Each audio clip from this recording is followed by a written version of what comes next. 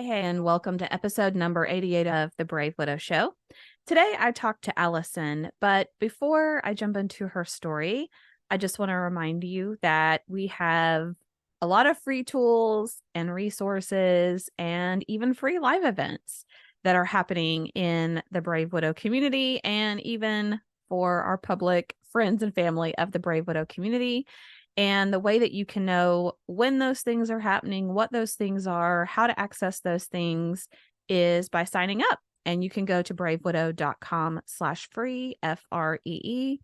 Once you sign up for the email list, you are a VIP and you get to know shortly after the members in the membership community when the live events are happening, how you can sign up for them, and the latest and greatest of tools and resources that I share with my audience. So go sign up, and I would love to see you at one of the live events that we have coming up very shortly. All right, let me introduce Allison. Allison Hintz is 41 years old. She has 4 kids, 16, 14, and 10-year-old twins. She lost her husband, Drew, completely unexpectedly to a massive stroke. He had a stroke on December 7th and remained conscious until late that night when he went into a coma and never regained consciousness. He was officially declared brain dead December 9th. They had been married for 17 and a half years and together for almost 20 years. She never, ever thought she would be on a Widow podcast a year ago, and has learned so much about grief that she wants to help pass that on to others in a similar situation. She still struggles knowing that in just a 72-hour period, her entire life and world as she knew it is gone. All right, let's dive into Allison's story. Hey, welcome back to another episode of the Brave Widow Show. Today, I have a special guest with me, Allison, and I'm really excited for you to hear her story and some of the insights that she has to share with us today. So, Allison, welcome to the show, and thank you so much for agreeing to come on the podcast. Yeah, thank you, Emily. I appreciate the invite and I'm happy to be here. My name is Allison Hintz. I became a widow a year ago, December. For me, my husband and I were just going along our merry way, and the morning of December 7th, I woke up to my husband having a stroke, or what I believed to be a stroke at that time. It was scary and just overwhelming. And you just have all those thoughts of you got to call parents and family, but this is at 5:30 in the morning. So who do you call? To also mention, we have 4 kids together. My son is 16. He was 15 at the time. My daughter was 13 at the time, now 14. And I have twin girls who are 10 years old, and they were 9, almost 10 at the time. Again, the hardest part for me was the night before we were at a scout event for my daughter. She was getting a new rank. And we were a typical, normal family, nothing out of the ordinary. We could have just a few. Maybe I could look back and think of just a couple things that maybe I could have, but nothing that really gave us the idea that anything was going to happen. And that morning, he struggled to even talk. And I get questions all the time now. They ask me, how did I know it was a stroke? And the only answer I can always come up with is, well, it wasn't a heart attack. So the face droop was not there, but he couldn't talk like he normally did, and he couldn't move properly. And it was just the strangest, scariest thing, but yet you don't feel the urgency that you would have thought you would have felt. And I just kept thinking, oh, he had a stroke. We'll get better. And so the ambulance came that morning and then got him to the hospital. They got him in the room. My son wanted to come with me. My daughters were going to come with me because, again, it's 6 o'clock in the morning, and thankfully, before I knew it, I had 2 neighbors who I call my family They were there before I could even think, and so they stayed with my girls, and then my son and I went onto the hospital that morning. We kind of watched him struggle, but yeah, it looked like he was getting better. So this is December 7th of last year. So How did you handle, right? Like all the kids, I have 4 kids. I know that's super tough. right. And, waking up early in the morning, trying to get, him taken care of and also not scare the kids too much, but let them know what's going Yeah, on. Like, how did you do all of that? I don't know. I mean, I just remember thinking I had probably 100 thoughts in my head, and my parents live about an hour away. So, and they weren't planning on visiting that day. Usually my mom came to visit once a week, and they weren't planning on it, but I knew that would take them at least an hour to get there. And I just remember thinking, I need to call my mom. I need to text my neighbors. I need to call 911. And then I need to talk to my husband and then it was just very strange because all of a sudden there was just this, everything kind of went away. And then it was just, you need to call 911 now. And I did. And then I went over and my kids were asleep still so I was knocking on the doors and just yelling at them. They never actually saw my husband before he was in the ambulance. So my daughter, one of my twin girls, said later on that she thought my husband had had a sleepover, or they'd worked late into the night and they had a sleepover, and she thought the paramedics who were in my house they just slept over. And so they needed to come, they were leaving early morning, which it just brings you some insight into a 10-year-old, 9-year-old little brain, just what they're thinking. But I honestly don't know. I think I've come to find in crisis, I get into what I call do mode, and I just do and I don't think. I just do without emotion. The emotions all come later. And I think that's what just kicked in, just trying to think of all the different things you had to do. And then once the ambulance got there, I felt a little better because I thought, okay, they'll fix it. They'll make it better. They just take him to the hospital, we'll get better. And I didn't recognize at that point that that was the beginning of the end. I didn't, it wasn't even a thought in my head. It was, okay, this is serious. We're gonna, but we'll get through it. Because he was still conscious at this point. Just he couldn't speak, he couldn't talk. But they always say with a stroke, if they administer I think it's called TPA, which removes the clot within 4 hours, you've got a really good chance of surviving. So I thought, okay, we'll get better. Yeah. But just I don't know. I look back and go, I don't know what I just went in to do. I just did the things. And then we got to the hospital, and then um it was probably maybe a half an hour later. I was on the phone with my mom, and my husband's family lives far away. They live on the East Coast in Savannah, Georgia. So my mom had asked me, she said, have you called his parents? And I realized I had not. So I called them, talked to them. At that point, I knew that they would take 14 hours. So if they were going to come, they needed to get on the road ASAP. But you look back and it's just a blank. It's just you just kind of go in autopilot. What do you need to do? What, just minute by minute. And Yeah. that whole day just was a blur because he was conscious, but not there. It was the strangest thing because my mom came a little later once they were able to get everything situated. And so I was in the room pretty much that whole day. And again, he was conscious, but not there. I mean, I even remember looking over at my mom and going, do you even think he knows I'm in the room? And she said, yes, but it didn't feel like it. He was just not like him. But then you'd hear glimmers because my husband is was pretty sarcastic and he loved to make people laugh. And at one point, they put up a picture of of because his vision was all weird, and sometimes he'd see double, sometimes he couldn't see out of his right side. Sometimes, I mean, it was just strange just to watch.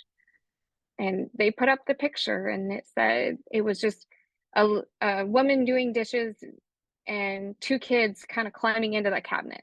And they asked him what he saw, and he goes, "Well, there's a mom doing dishes and kids soon to be getting in trouble." And he made the whole room laugh. And so I knew he was still there inside somewhere. You just couldn't get it out. And Was it was there a very, go yeah, ahead. was there a general sense of, okay, he's getting better, well, not as much better as what we thought, or it's taking longer? Did you It was, feel a roller coaster of emotions there? yeah, I thought he should be better by now. But yet some things would get better and then other things would not. Like he could see on they with a stroke, they do these different tests and they do it like every 15 minutes at the beginning. Then every hour they do it and they back it off slowly as the day progresses. And he had gotten quote unquote better. And then other things would get worse. So he wouldn't be able to see, but then the next time he maybe saw double. And then the next time he couldn't talk, but then maybe he could have a sentence. And it just was just this odd sense of do I expect? And ironically, I have a friend who her husband had similar ages, and her husband had a stroke within a couple years ago. He recovered, but I was texting her and asking her, what should I like? Is this normal for him to get better or to act like this? And her response was, "Oh, yeah, my husband changed personalities for a bit." And she said it was scary. So then I thought, oh, okay, so we'll get through this and it'll be fine. But then there's one point in the day that just, it's one of those moments, God exists. We were in the room, and one of the questions the nurse was asking him, she had a paper that had words that like the, dog, cat, just easy words. And at this point, he couldn't say even a sentence, he couldn't see anything. And he kind of looked at the nurse and threw his hand up and said he couldn't see what was on the words, and then kind of goes, "I don't know, climbing the stairway to heaven."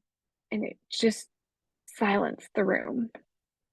And I didn't know what was on that paper. So I asked the nurse what was on there, and she turned it over, and it was just silly words. And I know that nurse knew, and my mom knew. And if I had not been in that room at the time, I would not have believed it. But I think now I look back and think that was his message telling me where he was going, Wow, and that he was gave going me to be okay. chills. Yeah, that gave me chills when you said that. It gave us all chills. It was just one of those moments that, yes, we're a godly family, but we're also, my husband and I are engineers, logical, analytical. So for him to say something like that was not the norm for him. It was not sarcastic. It was something out of this world, literally. Like it was just one of those moments that I knew this wouldn't be good. And so we're going on this whole day. And then towards the evening, I had seen my kids since 5:30 that morning, 6 o'clock sometime in the morning. And I knew I needed to get home. Um, that my son I had a neighbor come pick him up because he didn't need to see anymore. And I didn't want him to just endure that all day. He was incredibly close with my husband because he was the only boy, and he and my husband shared a lot of common interests. So he really had a hard time watching what was going on. So I had him sent home, and then we tried to kind of allow my kids to have a quote unquote normal day. They didn't end up going to school, but I let them go. Like my daughter had plays softball, my 14-year-old. She plays travel softball, and her Christmas party for her softball team was that night. And my son is heavily involved in scouts, which my husband was too. So it was things I didn't want to tell them no. So they went. I had family take him and my daughter, and I went and realized I needed to talk to my son first because I knew this was not going to be just oh, well, we'll go home tomorrow. If you talk to my daughter, she thought, oh, he's fine. He's in the hospital. He'll get better and he'll come home tomorrow, right? So I left about 8:30 that evening, fully thinking that I'd be back the next morning. And the other thing that I know it was him too, because when I was about to leave that room, one of what I'd always told my husband was one of my worst fears is not saying I love you to someone I loved and that not being the last thing I tell them in case something were to ever happen. And I almost walked out of that room not saying I love you because I was so scared that that would be the last time. But I did. So I looked over and I looked at my husband. He wasn't really looking, he couldn't see. But I said, honey, I'm gonna go get my Cameron from Scouts, and then I'll be back tomorrow morning. And then I said, I love you. And he goes, love you too. And I gave him a kiss. And I remember walking out going, please don't let this be the last time I said anything. Unfortunately, that later that evening, oh, I also needed to mention that when I left that night, the nurse, she had switched staff, so this is a new nurse. She was older, but I'll never forget her. She said, I've been doing this for 34 years. He's in really good hands. He's young, and trust me to know that if I call you, or I'll call you only if I need you, and I'll take really good care of him. And that's how I was able to leave because she could tell I didn't want to leave that night, but I knew I needed to for my kids. And get home, we're all situated, we talk, and I just put my head down. This is probably somewhere around 12 a.m., 12:30, midnight, somewhere in that time frame, and my phone rings, and it's the hospital. And at that point, I lost it. My parents were spending the night, and they actually were in the room directly below me, and they said they heard a crash, and they knew I was probably just a mess, and they took me back to the hospital. I'm not sure what happened, but it must have been some sort of episode or something. Um, but at that point, he was unconscious, and that they didn't, I think I got there too early. I still don't know to this day what happened because when we got there, my mom said she saw blood on the ground. I did not see that blood, but thank goodness. But she said it wasn't good. So they rushed me into an ICU room. I don't really remember any of that. I just remember being kind of guided. And from that room, from that time, I'm pretty sure I spent about 3 or 4 hours just ugly crying. The longest I've ever cried, ever. Yeah, that's so difficult when especially you feel like, okay, this crazy thing is happening and is going on and my Yeah. husband is doing all these weird things, but then the ambulance comes and we get them to the hospital and people are optimistic and Right. we're seeing some improvement and some progress, and you're just wrestling with all of these different emotions of feeling hopeful, but then also worried, Right. and then getting that final Yeah. call. It puts you in shock. Yeah. It puts you in a total shock. Yeah. I mean, just a call, like, there's this noises come out of you that you never thought would. Just cry. I mean, there's a cry that only comes out when I think of that time, and I've never heard it before and don't hear it any other time. I'm not much of a crier. I didn't used to be. Now I cry at the drop of a hat. But um it's just a weird, and I mean, I just remember saying, I can't do this. He wasn't supposed to leave me. This is not right. He can't leave me. Yeah. And And yeah. I know that cry that comes from the pit of your stomach. It's like a guttural sound, like, and I'm Yes. like, I didn't even know I could make that sound. Mhm. But you're right, especially in those first initial moments, it's just despair and sadness Mhm. beyond explanation. So Yeah. how did you then have the thought process of, not only do you have this information and you've got to even get your feet underneath you, but how you communicate that to your kids and how you explain what happened when you don't even know what Yeah. happened? Yeah. Well, and that night, all I could tell them was, you know, they call him Dada.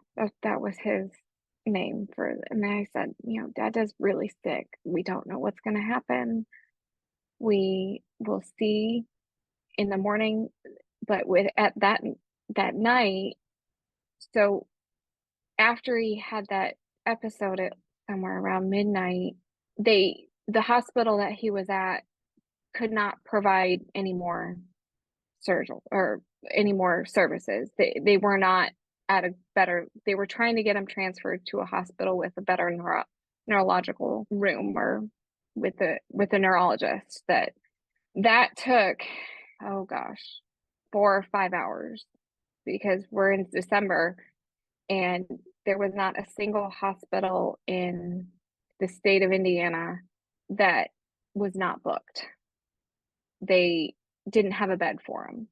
So the hospitalist on staff on the floor, he was calling everywhere, trying to get him to a better place. To maybe it's still in that moment of, okay, well, this next doctor will fix it.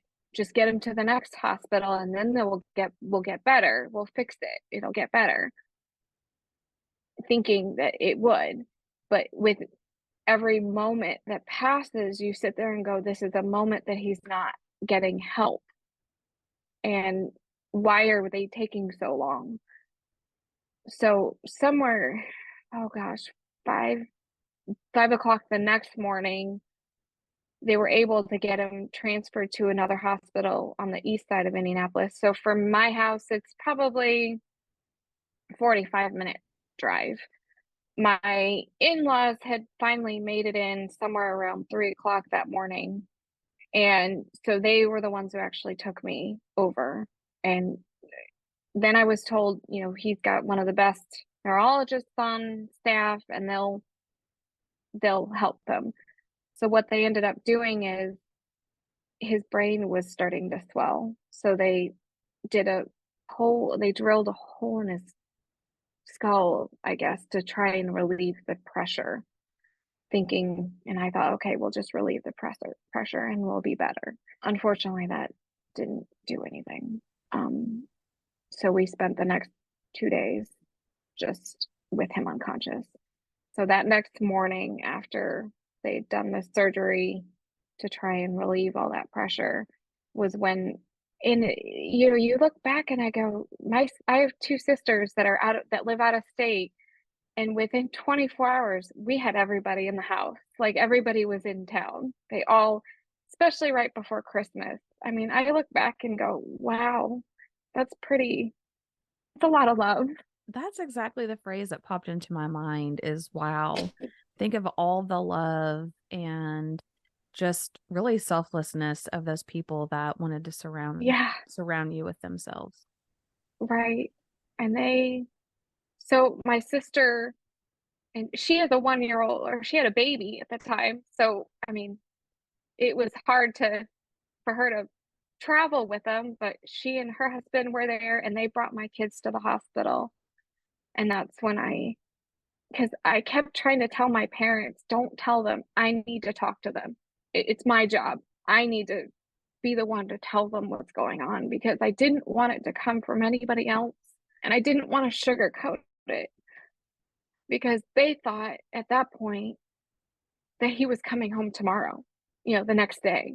They had no idea the seriousness of it. And I didn't I didn't want to I didn't want to lie to them. And so when we told them, we all kind of just cried in the hospital room or hospital, not the room, but the lobby. Because another thing that they also weren't at that point, the hospital was not allowing anybody under the age of 16 to go in because of RSV and the flu. And so they wouldn't allow my kids to even go in and see him. And keep in mind, they hadn't seen him since the night before when we had just a normal scout thing. This was not something that they were anticipating to ever happen. But I just wanted to make sure I told them. And I needed to be, it was my job as mom. So we cried a lot that day. And thankfully, the nurses, I think they recognized that it, this was not going anywhere good. I do remember they finally let everybody in, but the timeline's blurry now. So he had his stroke on the 7th. He was declared brain dead on the 9th, but somewhere in that period was when I feel like he actually officially passed. But I don't know exactly when because once he went unconscious, there was no real telltale official because he was on all the machines and they never actually took him off, which I look back and feel like that was a blessing. I never had to make that call to turn off the machine because my husband was a donor. And so they kept all the machines going. Really, the declaration of death was literally they walk in, they do a test, they do a brain scan, and that's it. So I say it was just his time on paper. It was not his actual time of death. It just was formality. But with him being a donor, I've since found out that he had donated his heart and his kidney and his lungs. And the gentleman the heart and the kidney, he did not survive, unfortunately. He did have a couple months later. However, the lung recipient is eager to want to meet our family, which we have not done that yet, but it's coming. I just haven't been able to have the strength to be able to do that quite yet. But Yeah, it I think is, that's go ahead. understandable and also a beautiful gift Mm-hmm. for, your husband to have left for another person. So, Yeah. what were those next few weeks and months like for you? Being a mom of four, trying to process grief for yourself, trying to help the kids with their grief, just the craziness of day to day. What did that look like for you? Just numb. A zombie is what I would call myself. I didn't, I don't really remember. I mean, I know my dad took me to the funeral home. I remember going. I remember saying I don't know a lot, but I don't have a lot of memory of doing that. I remember not eating. I didn't want to eat. with it being so close to Christmas, it was incredibly hard. I remember thinking, "Oh my gosh, I don't even have all the Christmas presents yet." Um, it Thankfully, we have so much support that I could do that, but yet somehow everybody was able to take care of things without me. We had we were heavily involved in our church, and we actually had the funeral services at our church, and we had a visitation that was supposed to be 3 hours, which then turned into 4.5 hours with them turning people away after those 4.5 hours. And then people still came to the actual funeral the next day. Let's see, this was December 18th, 19th, right before Christmas. Everybody was out for Christmas break at that point, and yet we had so many people. There were people who dropped off food on my doorstep the day of. I and part of that was because when he first had his stroke, I don't love Facebook, but yet I appreciate it for things like this because I had put on a message on Facebook and just said, I need lots of prayers. I need a miracle. And people turned out in droves, hundreds of people. I mean, we had donations coming in. My church already had a fund set up for us within days. And I like to call it was the most amazing thing in the worst way possible. I mean, I've never felt so much support at that moment. And that's probably how we got through. I'm sure that's how we got through between our family and friends and everybody. We had meals up until February um of that year. And at that we were kind of ready to start trying to do it ourselves, but it was just numb. I mean, and for it to be such a shock. I I had so many friends, you could tell they were so scared because my friend who had her husband had a stroke, you could tell he had survivor's guilt. Like they were the same age and he survived, but a lot of people were just shocked and scared and just couldn't believe that this could happen. It's just so suddenly and so out of the blue. Um, and I still don't know why. We never will know why it was a stroke. There was nothing. He had high blood pressure, but he took medication regularly. So, how do you go from high blood pressure to massive stroke? It's hard to do that. You can't. That's not how many people have high blood pressure and live, long lives and are just fine. Yeah, you can't. So, I feel like you can almost drive yourself crazy trying to mhm, ask, well, why and why him and not the right. other person. And Yeah. yeah, that, and I I had love to that you shared how people just really surrounded you with so much love and support initially. I don't get to hear that a whole lot, so I'm yeah. really glad that it did happen for you and your family. Right, and that's the one thing that I look back on and go, "That's how I was able to get through it this past year," and I hurt when I hear it others don't get that, so, mm, if this has taught me anything, I wanna be that first person that I'm like, "You don't have anybody? You got me. I'm here." Because I'm here because everybody else helped us, and I don't want to not share that with somebody else who needs it more than me. Um, Even now, we went through a grief.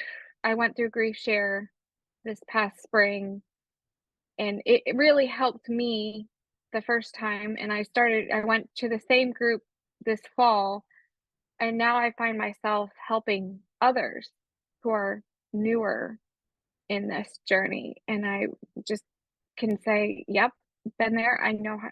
I know I can understand where you're coming from and how you're feeling, and I know I can't fix it.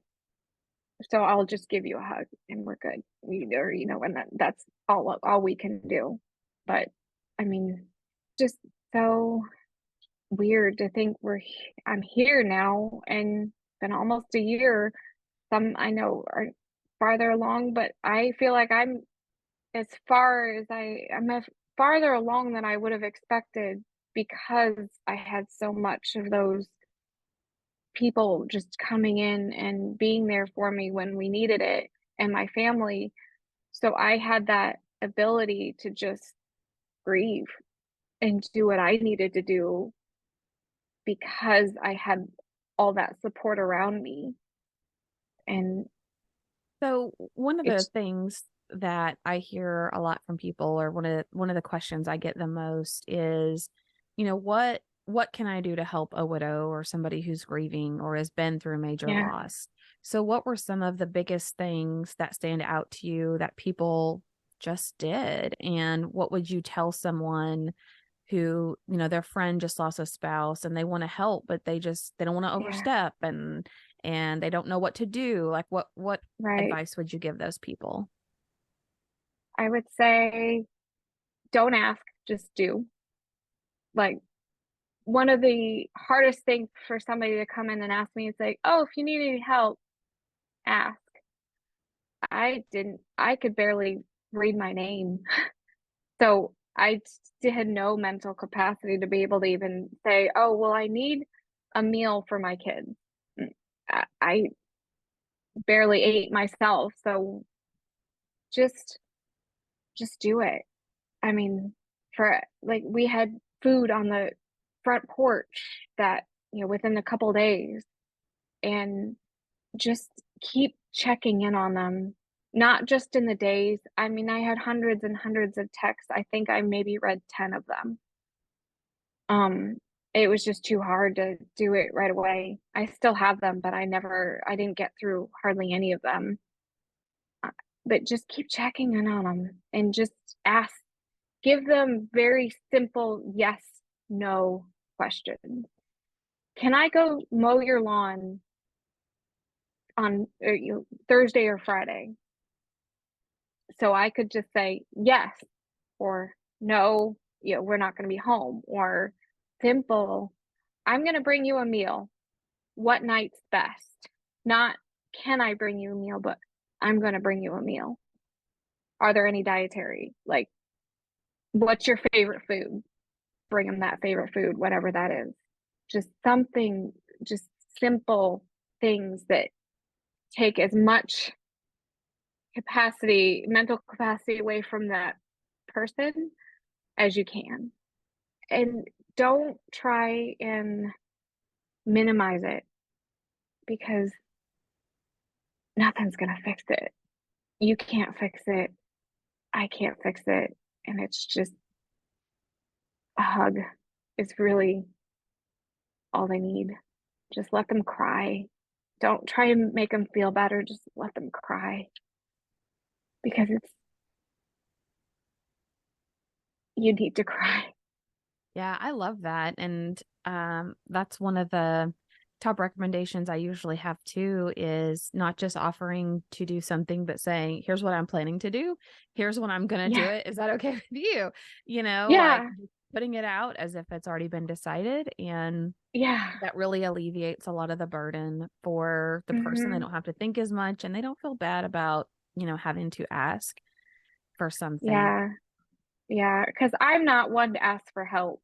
I was the epitome of, well, I'm going to do it myself. And if I can't do it, my husband will help me with me. And we've got it between the two of us, we'll figure it out. And that's just how we operated. We were a great team. He was heavily involved with my kids. And so to lose that, he did all the cooking. I didn't do any of the cooking. I still don't do a lot of it, but I'm getting there. I'm working on that. I'm laughing because But I it's resonate just, with that so hard. Like I never did cooking. I hated it. I felt like, why would I spend an hour on something that's going to take 10 minutes to consume? But I have embraced it, Allison. So there's hope that Right? one day you may actually enjoy it a little bit. It's not There, hopeless. probably.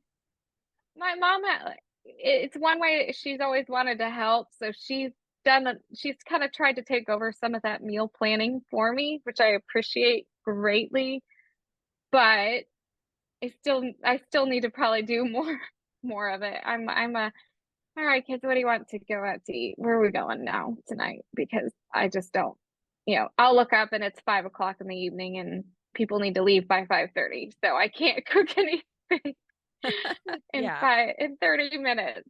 And even while my husband and I were dating, I distinctly remember asking him, do you know how to cook? Because I don't, and I don't like to. Yeah. Yeah. It was I a was like, deal I'll breaker. clean. You cook. I'll clean. That's what I said. I'm like, I'll do everything else. I'll do laundry. I hate the dishes, but I'll do the dishes. Like, I'll do the vacuuming. I just don't want to cook. So, um, when I stayed home with my kids for almost 10 years, partly because it just didn't make sense for childcare and partly because I wanted to. But when I went back to work, my twins were almost in kindergarten. And when that shift happened, it was okay, divide and conquer. Who does what? Because I was not home to be able to do as much as I normally would. And he took the evening shift and I took the morning. So I'd do the drop off and he would do the pickup, and it kind of logically made sense for him to do the cooking too.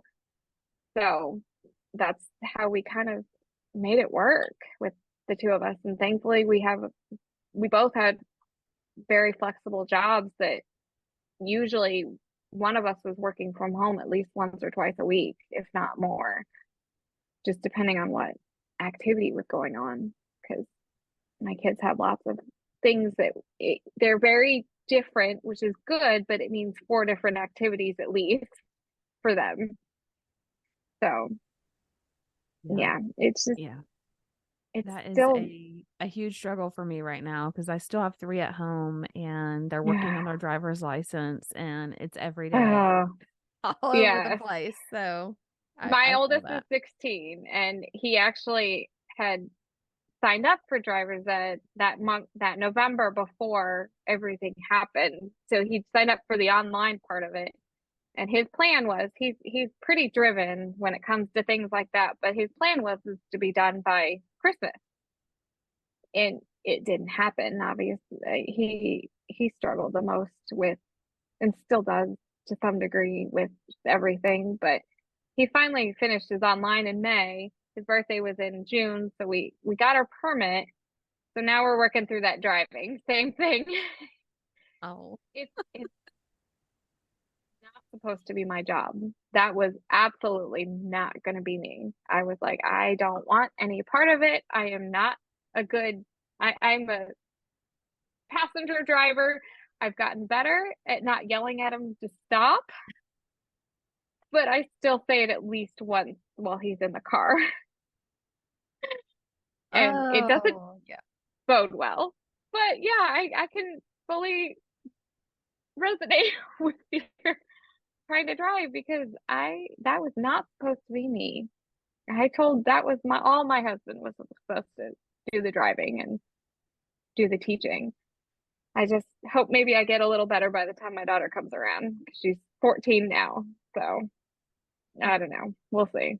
Maybe that's one of My those things dad, you can post on Facebook, like any safe professional drivers who love teaching children how to yeah, drive. Please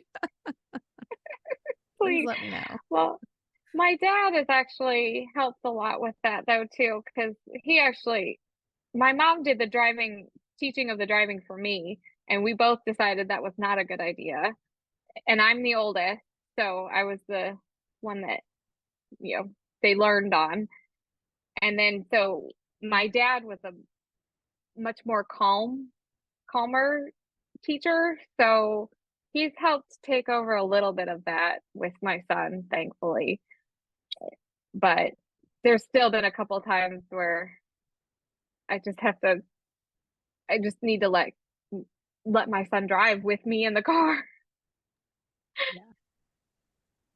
So, Yeah, I but understand that. Well, in our last few minutes here, is there any final words of wisdom or something that you would want to tell someone who's currently walking that really tough journey that you did, early on, yeah, especially? What words would you leave them with?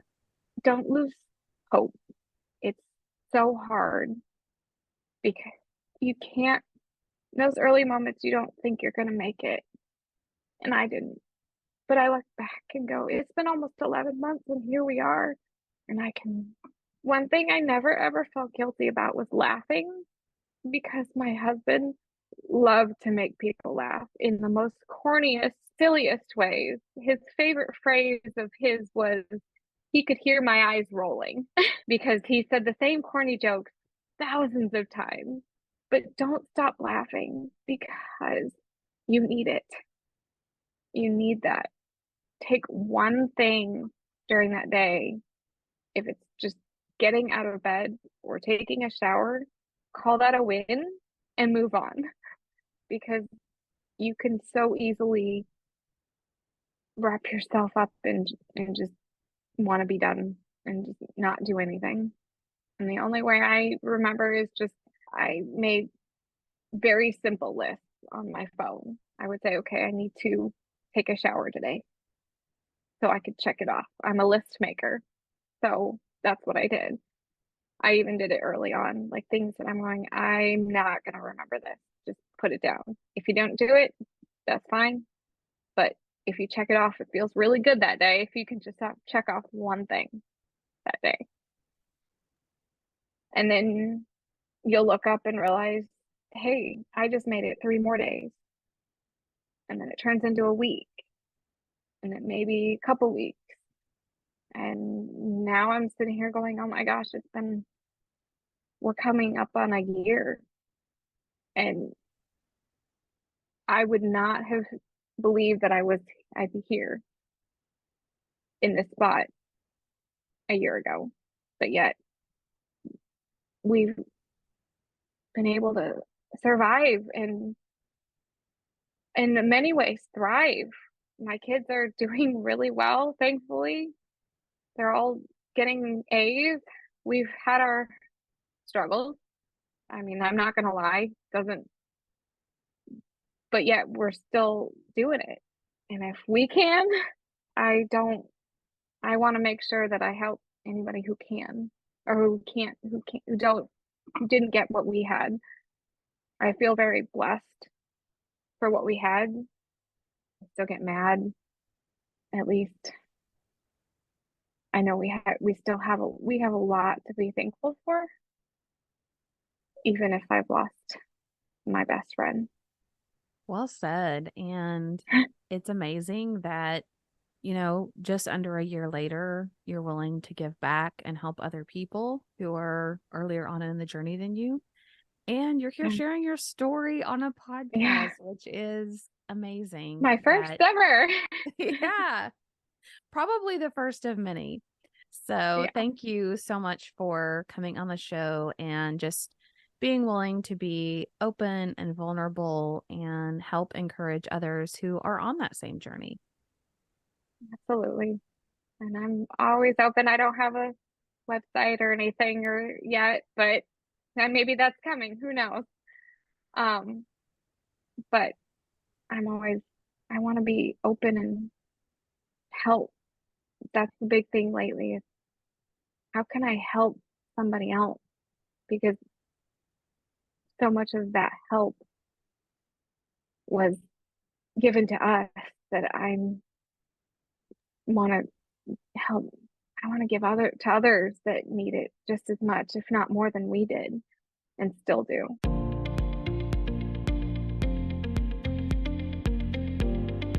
Hey guys, thank you so much for listening to the Brave Widow podcast. I would love to help you take your next step, whether that's healing your heart, finding hope, or achieving your dreams for the future. Do you need a safe space to connect with other like-minded widows?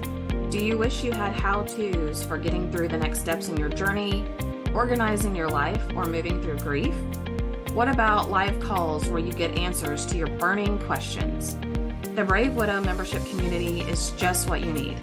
Inside, you'll find courses to help guide you, a community of other widows to connect with, live coaching and Q&A calls, and small group coaching where you can work on what matters most to you. Learn how to heal your heart, find hope, reclaim joy, and dream again for the future. It is possible. Head on over to bravewidow.com to learn more.